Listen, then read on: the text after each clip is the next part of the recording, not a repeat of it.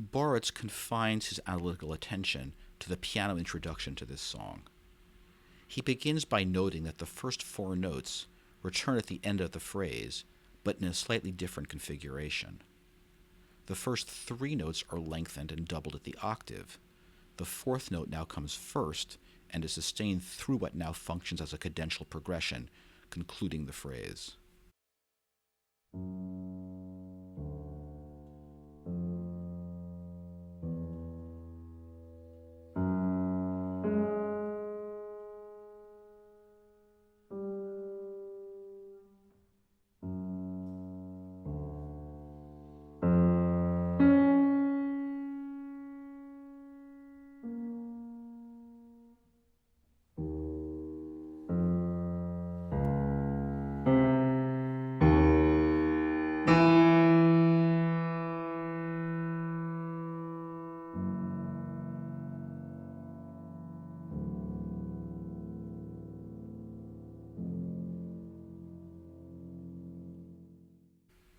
The first phrase consists of that four-note group overlapped with its own transposition up two semitones.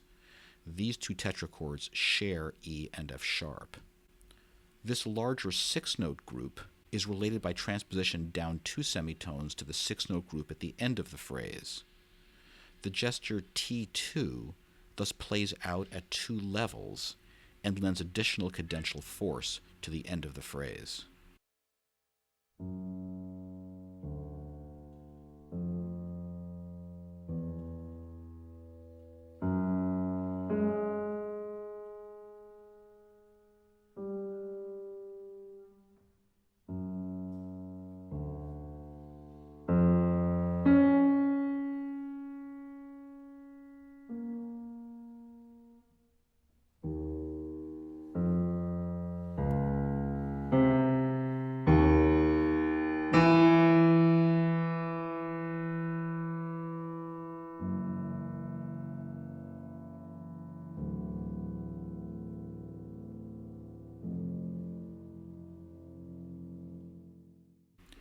The melody as a whole can usefully be divided into overlapping groups of three notes.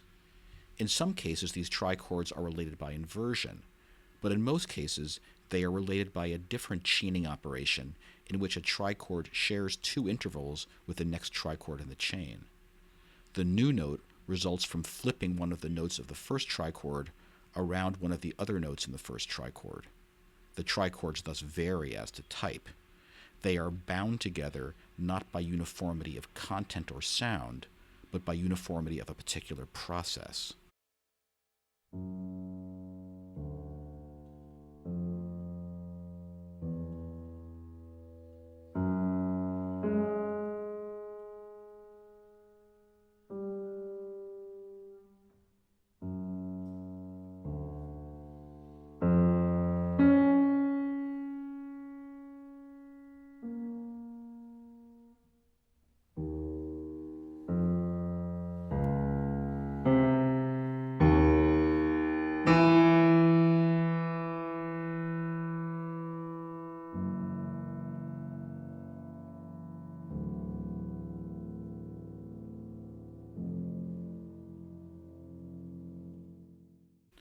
The rich network of relationships described in this analysis depends entirely on the particular arrangement of tones, these particular notes in this particular order.